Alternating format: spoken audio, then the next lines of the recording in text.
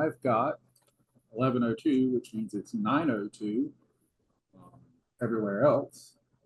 So we can go ahead and get started. I think everywhere else, new talk time. So I get to go first with the stakeholder introduction. So it's the John show for just a minute.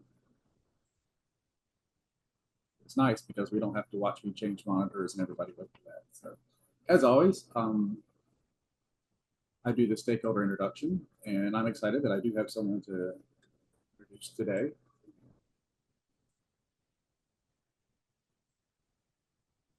We do these to get to know others on the call and to build connections that will lead to collaboration and get ideas for new hobbies, maybe. Have fun. So I just realized that there's a mistake on this, but this person, to relax, loves to spend time with family, crochet, bake, and believe it or not, that says watch the X-Files. This picture was a late edition, and I forgot to make it the right size. So blooper reel. This is it looks like bagels that they've made. That's pretty amazing.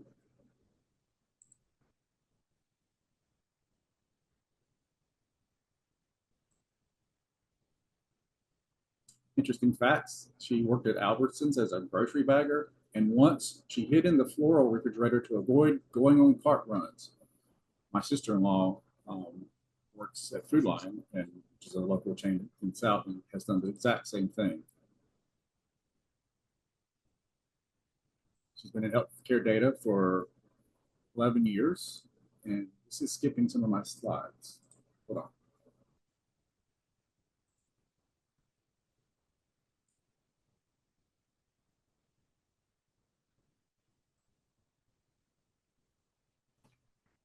I don't know why it's skipping slides.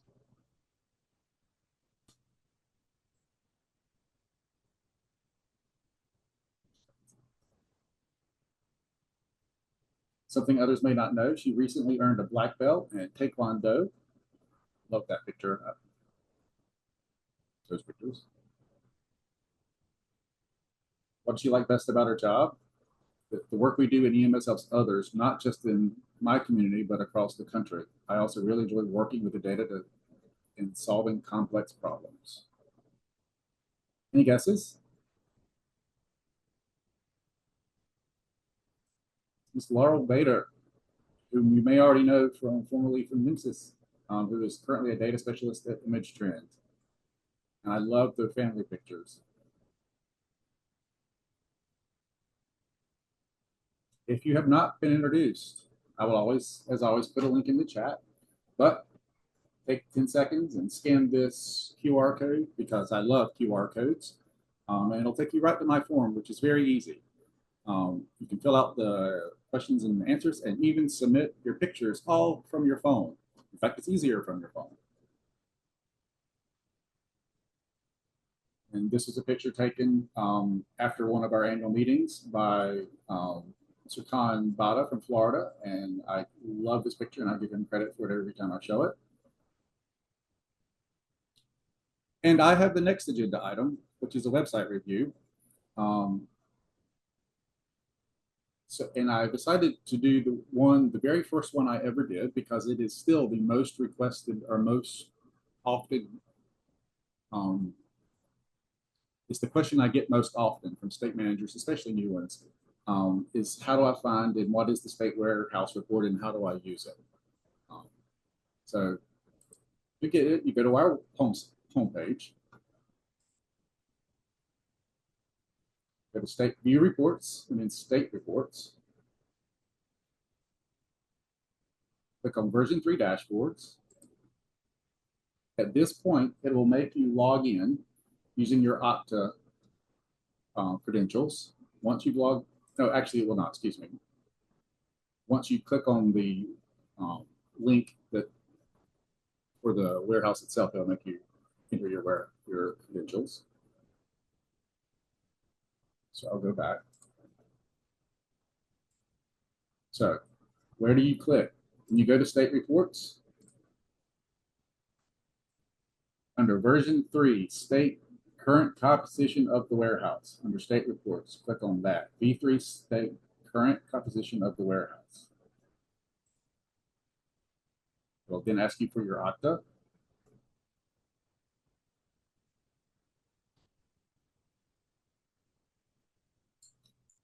And this will load.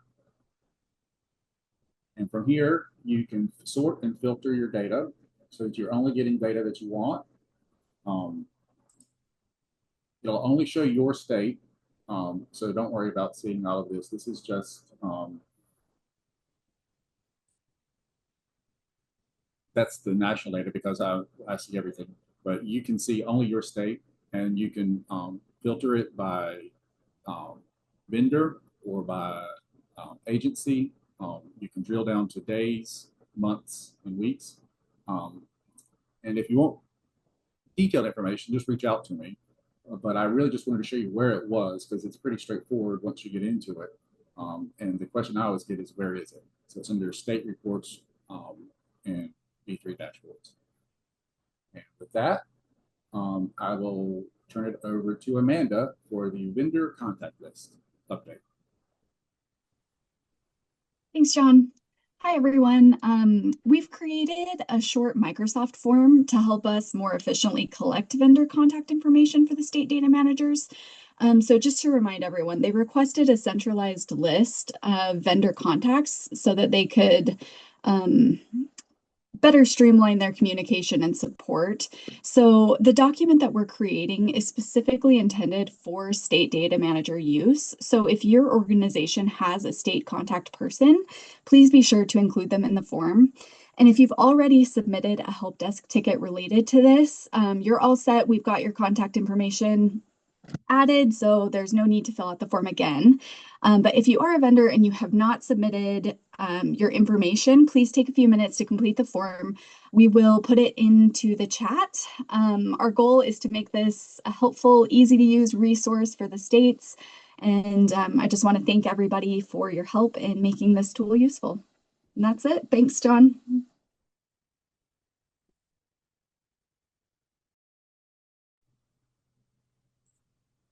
Thanks, Amanda. Next up is Lauri with a 2024 public data set release update. Sounds good. Thanks, John. I have good news for the next two topics here. Excited to share that we are hoping to release next Tuesday our 2024 public data set.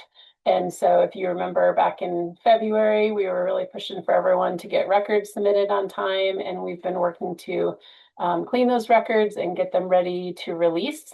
And so they're ready to share. So look for an email from us next Tuesday, hopefully, and that email will have instructions about how to request that data set. If you are interested in it, or if anyone you work with or know is interested, feel free to forward them that email and let them know it's available. And we were able to actually pass the 60 million record mark. We had to hold off and wait a little bit with the critical patch release and some other issues with it, but in holding off, we were able to get some straggling records that were submitted late. And so we're excited to say we're over 60 million records for 2024, which is very exciting. And the next topic is mine as well. And this was a question, I think last week, maybe two, or last V3 call, maybe 2 calls ago, it was a question someone asked was that could we reinstate the search feature in the state custom element library? And that had been removed also during the executive order critical patch changes that we were making. We had to remove that temporarily, but we have taken that back to NHTSA and the team, and everyone has approved that we can reinstate that that searchable feature on the custom element library. So our IT department's working on that currently. Hopefully within the next week or 2, you'll see that feature pop up and be available again. And we will let you know on the next V3 call if it's ready. Hopefully it'll be ready by then. So I just wanted to say thanks for your patience, and glad that we have permission to make that available again. That is all for me. I can just pass it over to Josh if you're ready, Josh. Case definition updates. Yes, I think I am. Thanks, Lauri. Yeah. I have a brief update for everyone regarding the NEMSIS case definitions. I'm going to go ahead and bring up that page of the NEMSIS website. Give me just a second. So the NEMSIS case definitions were created originally in 2021, about 4 years ago, to support performance improvement, research, and public health surveillance needs. People, operating in those areas can take these case definitions to find EMS records from that whole pile of 60 million or whatever they have in a state or in an agency to say which records met a particular scenario, and each case definition is one of those scenarios. We published the first batch in 2021, published a second batch in 2023. We have 2 more that will be released coming up here in summer of 2025. But wanted to let you know today that we've just made some updates to the existing case definitions. So you'll find these case definitions on the NEMSIS website under Using EMS Data, and then you'll see the case definitions link down there near the bottom. And when you get to that page, you can see the list of case definitions here. Each of them has essentially a PDF document that explains the case definition and what it's intended to capture, as well as any references to sources that we used as we put together that case definition. And then it also provides an XPath code or XQuery file that if you threw a bunch of NEMSIS records at this XQuery file, it would pick out the records that match the case definition. And then we do the same thing with SAS code. So if someone is a researcher using the NEMSIS research data set, then they could run this SAS query to get the records that match that particular case definition. So the updates that we made this summer include updating these case definitions for NEMSIS 3.5.1. So now if you have data anywhere from 3.40, 3.50, 3.51, any data in those versions, these case definitions will work on all of that data without modification. So one example of the update for 3.51 is that the ICD-10 code chapter U for temporary use codes was added to some NEMSIS elements in 3.51. And in particular, one of those U codes was one that was created to track COVID-19 early on. And so the influenza-like illness case definition was updated to include that U code. We also made an update for all the case definitions that use some criteria with eSituation.10, which is other associated symptoms. Previously, the case definitions, they neglected to kind of carve out if someone had recorded a pertinent negative of a symptom not present. The case definition would end up including that record when it should have not included it because the symptom was not present. So that's been corrected. Also, there have been updates to ICD-10 codes in general over the past couple of years. And in particular, those have some impacts on the case definitions around motor vehicle crashes. There's a few new ICD-10 codes and the case definitions have been updated to capture those codes. Trauma triage criteria, those changed back in 2023. And so just the references and notation around those changed a bit. And finally, we double checked all the reference links in the documents out to, whether it's articles or research studies or other resources, and updated a few of those reference links. So those are the updates that were published just about a week ago. Coming up this summer, the 2 new case definitions that are being developed. The first one is the need for blood transfusion, identifying all those patients who met the physiological criteria for needing a blood transfusion. And the second one is a case definition to identify all of the records that represented a severe illness or injury. That one will be a bit tricky. We need to define severe. But those are the two that we're working on. So that's it. John, you can go ahead and put the agenda back up. I'll put the link to the case definitions in the chat and see if there's any questions. Let's see. Cherie said, so existing definitions posted are now updated. Yes, all of the existing case definitions were updated a week or two ago. Okay, great. I think that's it. Right.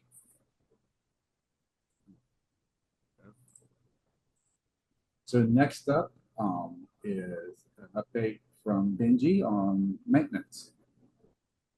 Thank you, John.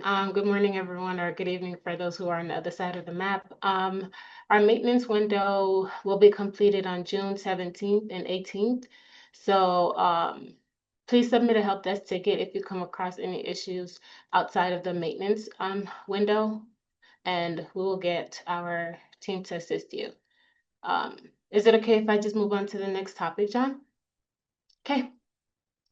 For those states who have completed or sent in their planned start date for accepting data and V3 version 3.5, thank you so much. And for others who have not completed, please do so. Let me share my screen really quickly.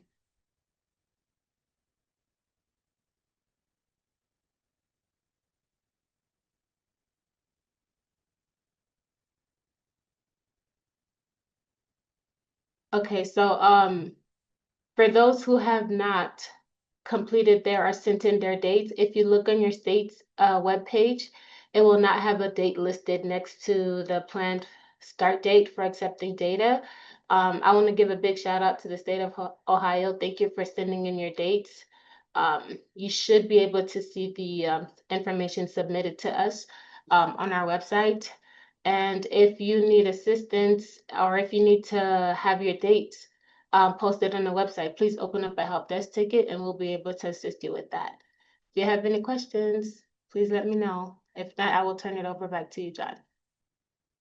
Bengie, let me touch on a question Lauren asked in the chat related to this as well. I know vendors like to find this information all in one place so they don't have to click on 54 states and territories to see everyone's. So there is a link that I added there. And if you go to the website, it can be found under using EMS data and then the version 3.5 revision. And then from there, if you click on state transition plans, and I put the direct link in the Q&A chat to answer Lauren's question as well. So you can find them all there. Anyone who submitted them to us have been recorded there. So thank you. Thanks, Lauri. Yep. Next up is Mr. Casey Gregor with a Safe Streets for All grant deadline update.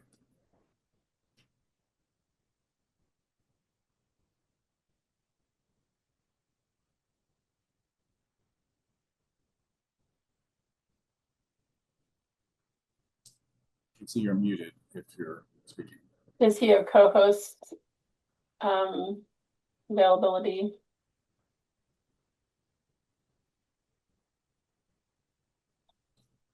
Okay, I think I got it now. Apologies there. Welcome, Casey. Perfect. Thank you. All right. For a minute, I didn't know if I had a job anymore. All right. Just a quick update on Safe Streets and Roads for All grant, SS4A grant. Application deadline is Thursday, June 26th at no later than 5 p.m. Eastern time. And that is for both planning and demonstration grants as well as implementation grants. So both types, same deadline. Last year they staggered it, but not the case this year. Just a quick reminder, for those that are eligible to apply, cannot be a state agency, so it can be a regional organization, subdivision of a state like a county or municipality, tribal organization, and then also private organizations are not allowed to apply unless you have statutory authority within your state and you're deemed EMS authority by statute in the state. So Again, deadline June 26th by 5 p.m. Eastern, and I think that's all I got. Great. Thank you, Casey. Next up is Lauri again with some exciting information from NEMSIS.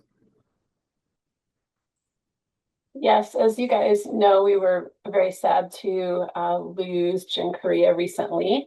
And so we are posting to hire for that position and would love to just put the word out. There should have been an email that went out to our stakeholders this week with that information as well. And I will put the link to the job description in the chat in just a moment. So if yourself or anyone you know may be interested or you think may be a good fit in joining the TAC, we would love to chat with them. And there is potential. We are housed at the University of Utah, funded by NHTSA's Department of EMS, but we do have the potential for remote work. So it could be an out-of-state hire for that position as well. So reach out if you have any questions, and I will put the link in the chat in just a moment. Thank you. Thank you, Lauri. Next up is Ms. Monet with our monthly report. Thank you, John. I'm going to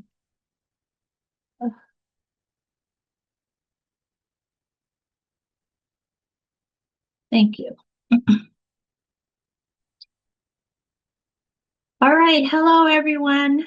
Thank you for being on the call today. If this is your first time on the call, I'm going to show you how to look for the monthly report. We typically send this report out via the NEMSIS Google group. But if you're a first time on the call, you go to View Reports, Public Reports, and then the NEMSIS monthly report. And so we have the May report posted here. And basically, this report is a highlight of activity that the NEMSIS TAC is working on. The purpose of the report is to increase communication and transparency. So on this first page, the first thing we want you to know about is the NEMSIS annual meeting, and I'll talk more about that in just a moment.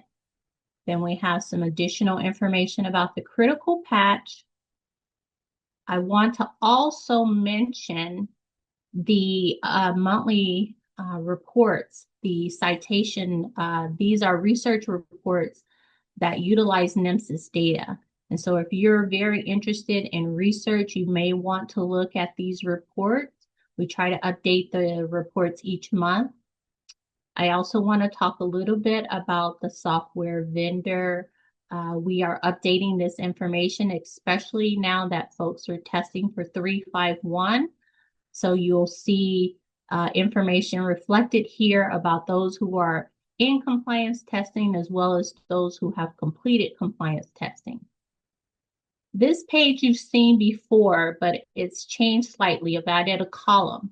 And what we're trying to do is increase the transparency as well as a reminder, provide a reminder for companies that need to recertify. And so this last column has your recertification due by date. And you can find that information also on the NEMSIS website, but I'm adding it in this report just for increased visibility. The next thing I want to talk about briefly, here we have a section about the data use agreements. I am currently still working with several state managers or directors, and I would really encourage you to continue to work with your compliance officers so we can complete this work. This is typically a process that should take maybe 2 months. However, in some cases, it's taken a little longer. And so if you could continue to help me out with this particular section here, it would be greatly appreciated. And then the last thing I want to mention on this page has to do with the Okta user accounts. The Okta user accounts will deactivate if they're not used within the 60-day time frame.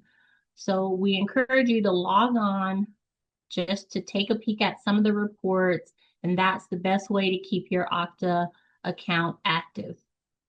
Certainly there's information here as well about how to reset your account if you forgot your password, or to submit a help desk ticket so we can reactivate the account. If you have any questions about this report or any suggestions for additions, please reach out. We'll be happy to consider all suggestions.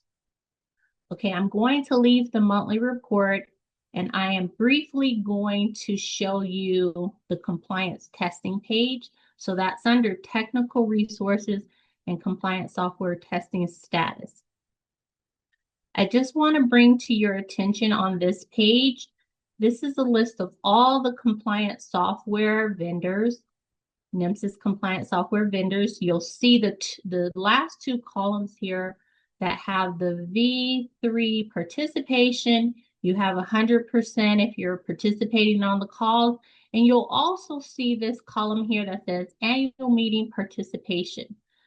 We basically require the V3 participation, call participation, as well as the annual meeting participation to keep your compliance up to date.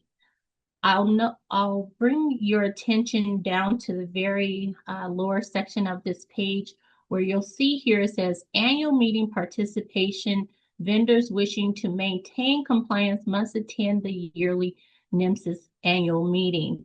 And we do this simply so that we can ensure that NEMSIS compliant software companies understand and maintain the NEMSIS standard.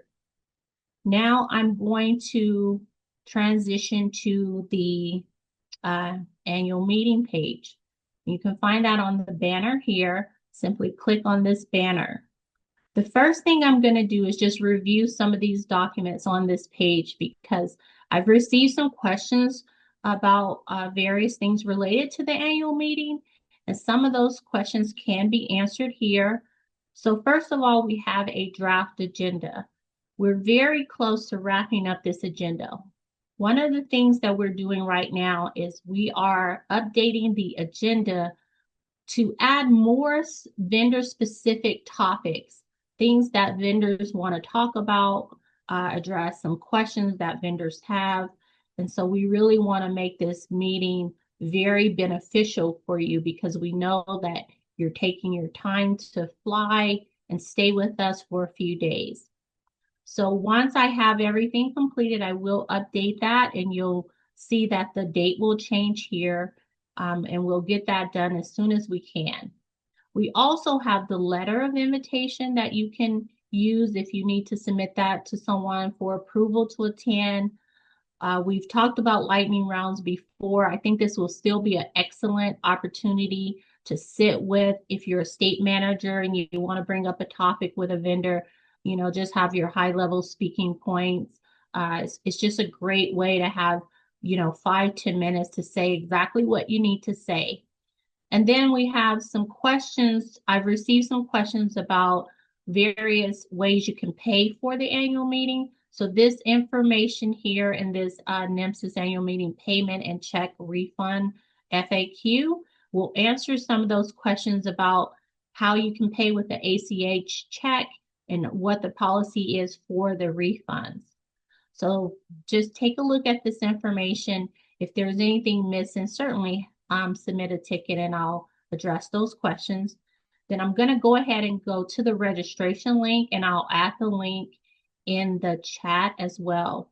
One thing I want to mention about this page is that the in-person registration is your best opportunity. So if we go ahead and click on in-person registration, you're going to see a couple of options here. I'm going to say that the all sessions Tuesday through Friday is going to be your best value. The reason it's your best value is it's going to allow plenty of networking opportunities. If you arrive on Monday evening, we're going to have a welcome opportunity. We're going to have something on Tuesday evening, Wednesday evening, and Thursday. And so every day we have an activity plan. And one of the things you should know about this meeting is where small circles matter. NEMSIS, we're not going to have 1,000+ people at our meeting. We might have close to 150 people, but it's those small circles where you get to really engage with people who are passionate about pre-hospital care, documentation, and reporting is where you're going to find the expertise. And so if you really want to understand the NEMSIS standard, if you've never been to the meeting before, if you're trying to, really engage and meet new people, or maybe meet your common folks that you would see at the meeting, we really would appreciate having you at the meeting this year. So for those of you who can take care of the registration today, that would be greatly appreciated, or sometime this week. We are trying to really get the numbers. They are helpful to have the numbers when you're planning a large meeting like this. And it's just very beneficial to be able to plan for all the activities. So I encourage you to register as soon as you're able. We would love to have you. And I would ask if there are any questions at this time.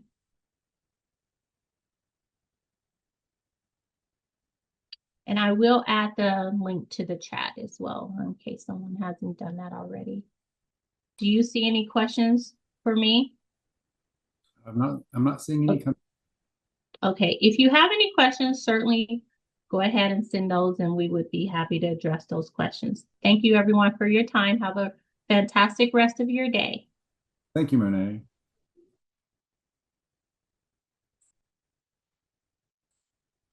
Next up is Mr. Jeremy Kinsman from the National Highway Traffic Safety Administration, Office of EMS.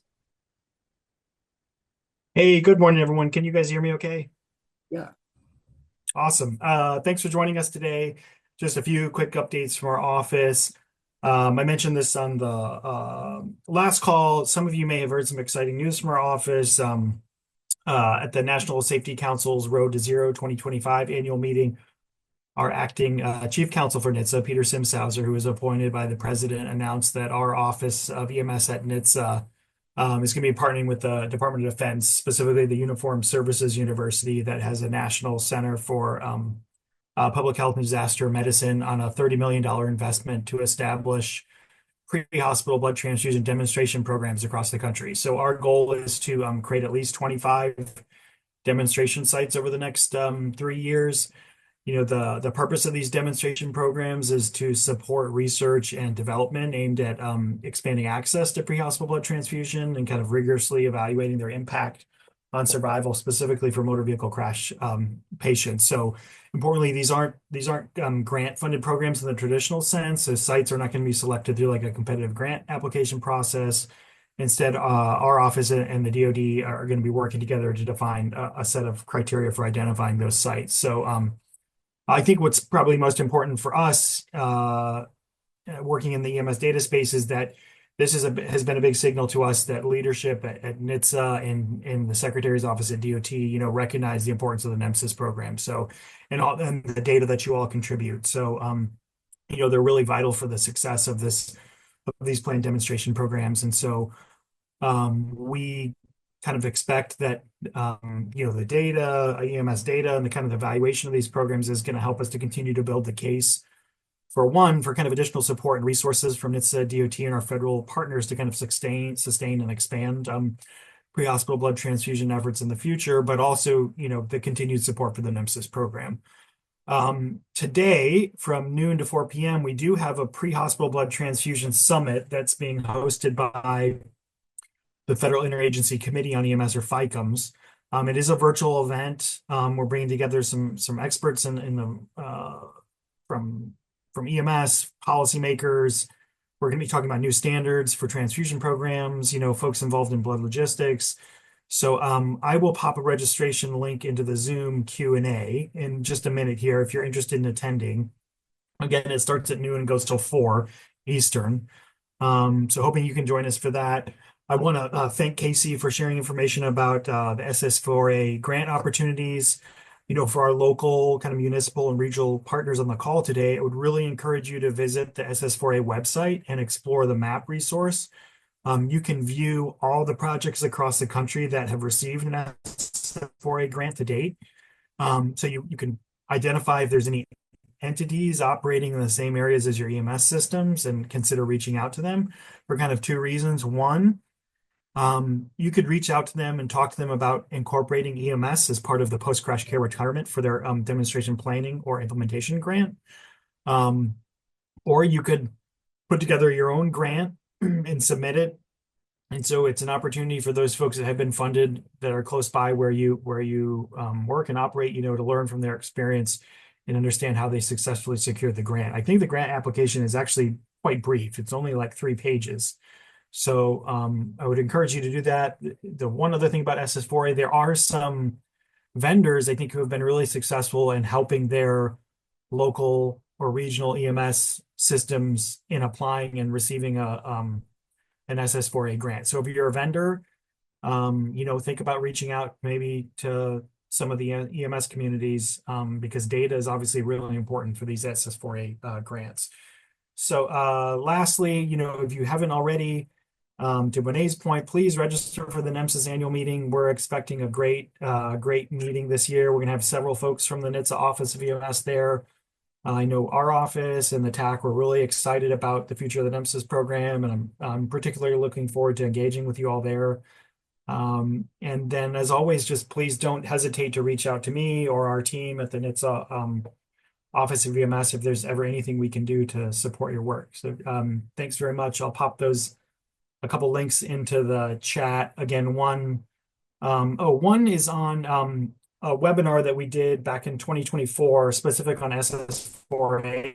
So if you are interested, you could watch that webinar. And then the second one will just be a link to register for today's FICOM's Blood Summit. So with that, I'll hand it back to John. Thanks very much.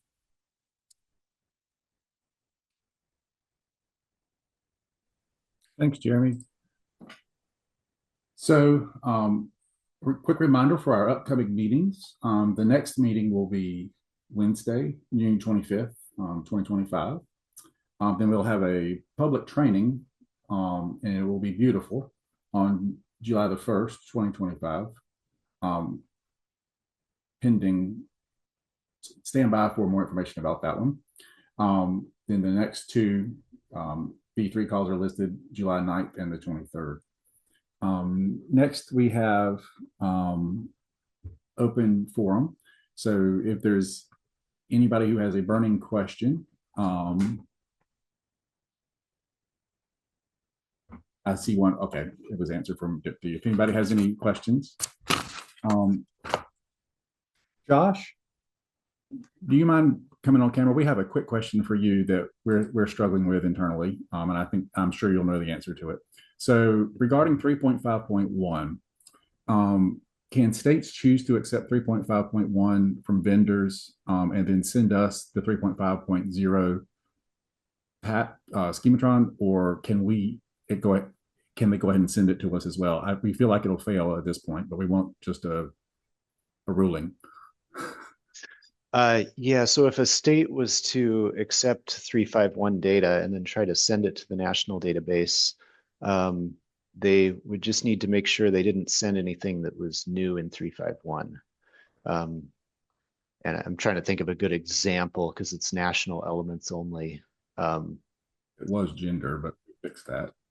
Yeah, right. So you're already accepting the new sex element at the national database. I'd have to peruse through the changes to come up with a specific example. But yeah, generally speaking, the state could accept 351 data, and then they would need to look at anything that was new in 351 that is contained within national elements, and they would make sure that when they export those records to the national database, that they would just mask the new things so that they wouldn't get exported. That's how you would accomplish it. And I just have to look at the actual details to see if there's even very many of those that would need to be done. That's what our feeling was too, but we were having trouble putting that into words. So yeah, for your help. Any other questions for the open forum?